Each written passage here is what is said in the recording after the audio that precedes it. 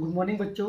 आज हम कक्षा 11वीं का जो फर्स्ट अध्याय है जीव जगत, तो उसका नेक्स्ट चैप्टर वर्गीकरण या क्लासिफिकेशन पर चर्चा करते हैं।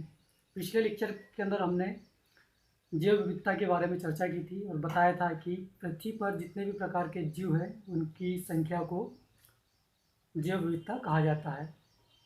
तो जितने भी जीव हैं उनके जातियों की संख्या को जैव विविधता कहा जाता है। इसमें एक शब्द और जोड़ लीजिएगा। जैव विविधता शब्द का जो प्रयोग है, सबसे पहले जैव विविधता शब्द का सबसे पहले प्रयोग वाल्टर जी रोजेन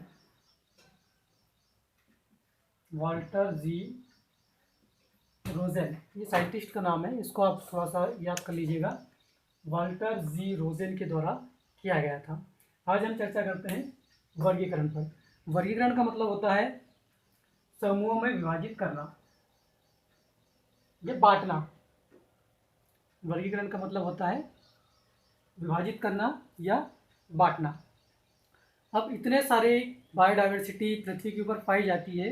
अब सभी जीवों का अध्ययन करना हमारे जीवन काल के लिए तो संभव नहीं है कि एक मनुष्य इतने सारे जीवों का अध्ययन अपने जीवन काल के में कर ले। तो इसके लिए इन जीवों को कुछ निश्चित समूहों के अंदर समूहबद्ध किया जाता है। उनके गुणों के आधार पर, उनके लक्षणों के आधार पर समूहबद्ध किया जाता है और इन समूहों में किसी एक जीव का अध्ययन किया जाए जिससे कि उस समूह के समस्त जीवों की सामान्य जानकारी हमको प्राप्त हो सकती है। तो इस प्रकार से इसका वर्गीकरण किया जाता है। इसको हम यदि डेफिनेशन के रूप में देखें तो जीवों को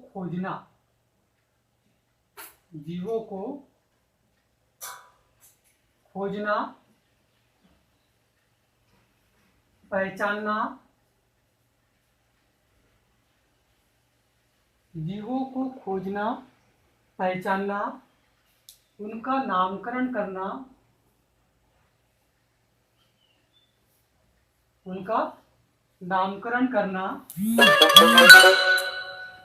एवं उनके गुणों के आधार पर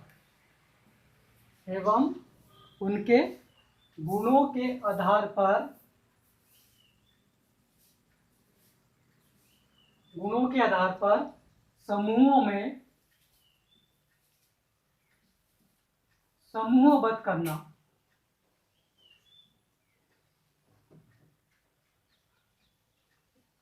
जीवों को खोजना, उनको पहचानना, उसके बाद उनका नामकरण करना और उनके गुणों के आधार पर समूहों में समूहबद्ध करना वर्गीकरण कहलाता है।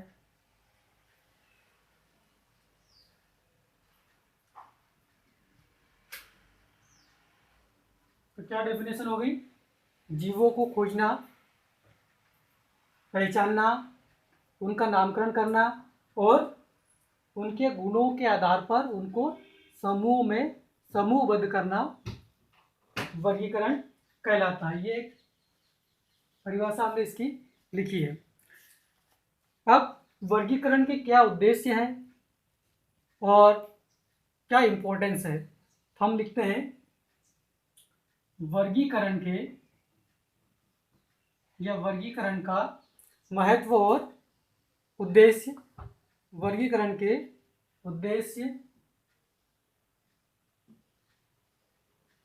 एवं महत्व। वर्गीकरण करने का क्या उद्देश्य होगा और क्या महत्व होगा, तो हम इसमें फर्स्ट पॉइंट लिखेंगे, वर्गीकरण से पौधों एवं प्राणियों की विविधता समझने में आसानी होगी। सबसे पहला पॉइंट क्या होगा? वर्गीकरण से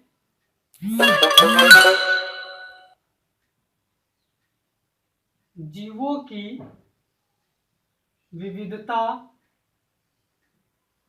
को समझने में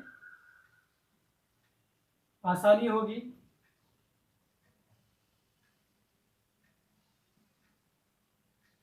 यदि हम वर्गीकरण कर लेंगे तो हम जीवों की जो विविधता है उसको आसानी से हम समझ सकते हैं। दूसरा, जीवों को पहचानने में क्योंकि हम पहचान भी कर रहे हैं यहाँ पर, तो जीवों को पहचानने में आसानी होगी, हम उसको आइडेंटिफाई कर सकते हैं वर्गीकरण के द्वारा। तीसरा है जीवों में पाए जाने वाले प्राकृतिक संबंधों की जानकारी। वर्गीकरण के द्वारा हम जीवों में पाए जाने वाले प्राकृतिक संबंधों की जानकारी भी प्राप्त कर सकते हैं। तो हम थर्ड पॉइंट लिख रहे हैं, जीवों में पाए जाने वाले प्राकृतिक संबंधों की जानकारी प्राप्त करना।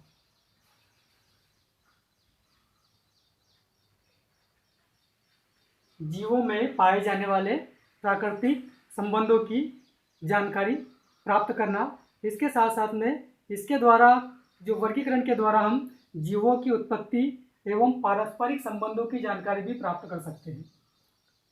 हम वर्गीकरण के द्वारा जीवों की उत्पत्ति और उनके पारस्परिक संबंध किस प्रकार से हैं इसके बारे में भी जानकारी प्राप्त कर सकते हैं। तो हम लिखेंगे यहाँ, जीवों की उत्पत्ति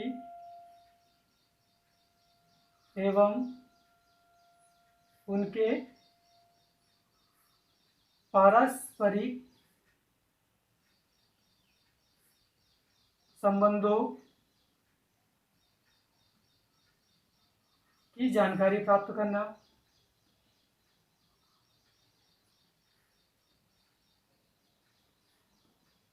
क्या हो गया, जीवों की उत्पत्ति एवं उनके पारस्परिक संबंधों की जानकारी प्राप्त करना। इसके साथ साथ में हम जीवों के कार्बनिक विकास, जीवों के कार्बनिक विकास की प्रक्रिया को भी समझ सकते हैं, कि प्रक्रिया को समझने में।